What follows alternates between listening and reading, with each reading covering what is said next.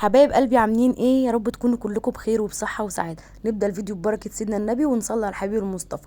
وحشتوني كتير جدا جدا جدا من اخر فيديو نزلته. ما تنسوش تحطوا لايك وتشتركوا في القناة هنا على الفيسبوك، وهحط لكم كمان اللينك تحت بتاع اليوتيوب تشتركوا فيه وتفعلوا الجرس وتعملوا احلى سبسكرايب كده. ومعانا اكلة جميلة جدا وهحكي لكم قصة الحمام ده وجي منين، ويلا بينا نبدأ. جبت شويه رز المصري العادي، كنت مخمراهم في شويه ميه نص ساعه تقريبا، وبعد كده صفيته كويس جدا من الميه، وجبت بصلايه واحده. جماعه ما نكتروش في البصل لان البصل راح في 60 داهيه. احنا عندنا البصل ال 2 كيلو ب 25 جنيه، فاكتبوا لي في الكومنتات عندكم تحت البصل عندكم اسعاره وصلت لفين يعني.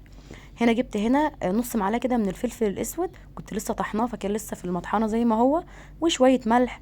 وكمان هحط ايه ده، اه انا حطيت ملح وفلفل اسود، بس الطريقه دي طريقه امي، ما تحطش اي حاجه تاني خالص.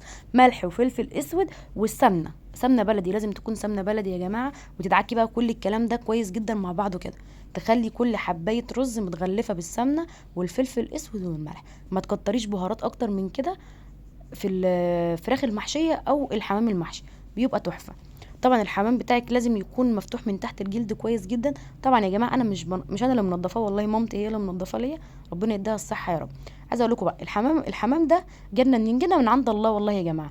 جالنا من كانت حمامه راقده فوق التكييف بتاعي بره في البلكونه، فخدناه. قلنا ايه كل ما تطلع يعني ايه، حد ايه من اللي حواليا يعني من جيراني وكده، ايه بما انه جاي لي من عند الله يعني، يشاء القدير السميع العليم ان الحمامه دي تختفي.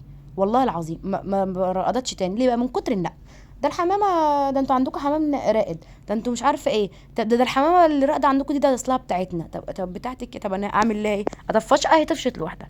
ارتاحوا يا جماعه، انبطشي اختي انت شويه، انبطشي انبطشي. ما عادش في حمام، نشتري بقى حمام. الجوز مش عارفه ب 85 او ب 90 جنيه تقريبا، بس هنشتريه برضو عادي يعني، انا بحب اكل الحمام عموما يعني. بحشي بقى كده يا اختي انت وهي الحمامه من تحت الجلد كده ومن بطنها. واهم حاجه نمسح اي رز من ورا من عليه يعني، عشان ما ينشيش في الشوربه.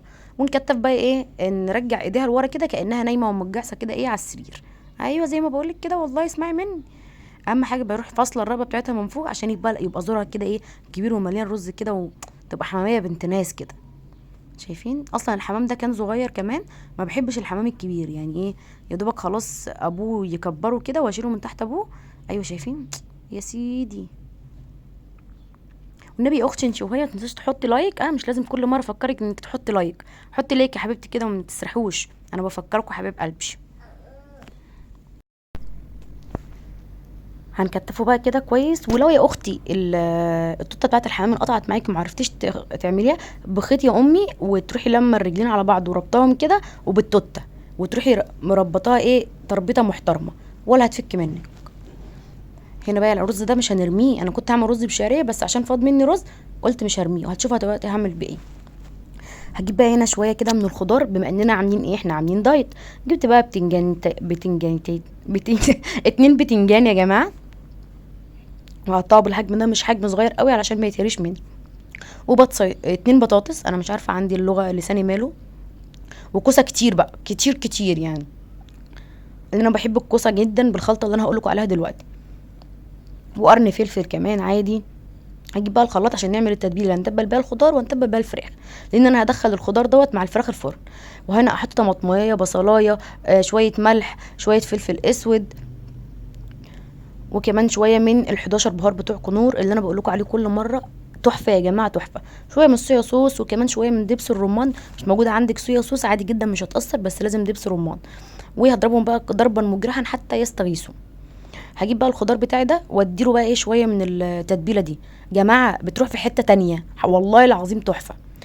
بعد كده جبت هنا الحله، رحنا بقى على البوتاجاز كده، خلصنا الشغل اللي على الترابيزه كله.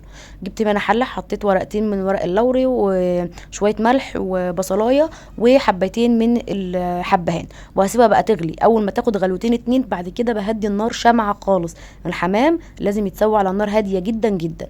بعد كده جبت طاسه حطيت فيها شويه زيت او سمنه، وهدي بقى صدمه للفراخ بتاعتي. طبعا انتوا عارفين ان انا بحب ادي الفراخ صدمه قبل ما اسويها لحد ما تاخد اللون الذهبي الجميل المحمر ده.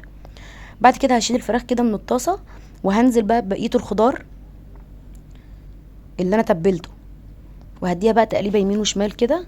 جماعه مش قادره اوصف لكم الريحه، اقسم بالله الريحه قلب البيت حرفيا. هنا كنت نسيت احط الثوم مع التتبيله فهنحطه في الاكل.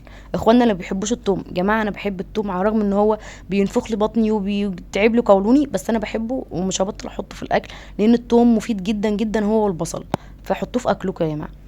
احط هنا شويه ميه بساط جدا جدا يا دوبك اشطف بيها الخلاط واحطها. دخلتها هنا الفرن. الشبكه على الرف الاخير خالص. خدت معايا ساعه الا ربع، ما كملتش ساعه الا ربع كمان والله.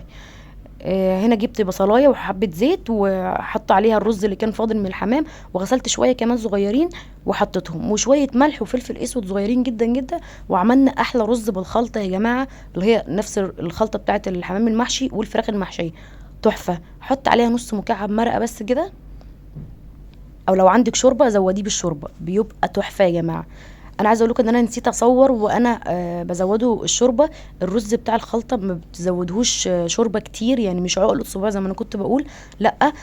يا دوبك بس الميه بتبقى باينه منه عشان ما تعجنش منك، واول ما بيشرب الميه بتروحي مهديه عليه. الحمام هنا كان استوى. جبت هنا شويه لبن يا جماعه، ما تستغربوش، ايوه شويه لبن، وبنتك على الحماميه كده بحيث ان احنا نبطط البوز بتاعها عشان تبقى زي بتاعه المحلات، ونحطها في اللبن ونطلعها من اللبن على الزيت على طول. انا هنا بحمره في سمنه وزيت علشان الزيت لوحده مبيبقاش حلو معاه ولا السمنه لوحدها، الاتنين مع بعض بيعملوا ميكس رهيب كده. شايفين اللون يا جماعه؟ مفيش احلى من كده، وبيتحمر معاكي على طول. طبعا الحمام تخلي بالك منه عشان ما يتحرش منك. شويه بقى ملح بكمون كده على الوش. الحركه دي حركه امي وامك وستي وستك، بتخلي طعم اللحوم جميل جدا جدا. هنا الخضار كان معايا استوى. انا قصده ان انا اخلي الخضار بتاعي مفهوش ميه كتير لان انا عايزاه خضار مشوي. وهنا الرز كان مفلفل وجميل. طبعا يا جماعه مش عايزه اقول لكم زي ما بقول كل مره، انا ملكه الرز يا جماعه. رز بشعريه، رز محمر، رز بخلطه، رز اصفر، كله كله، يعني انا دايسه في اي حاجه. هنا الفيديو خلاص خلص. مش تحطوا لايك وسبسكرايب، تدعوا لامي بالشفا، وفي الاخر الفيديو هقول لكم باي باي.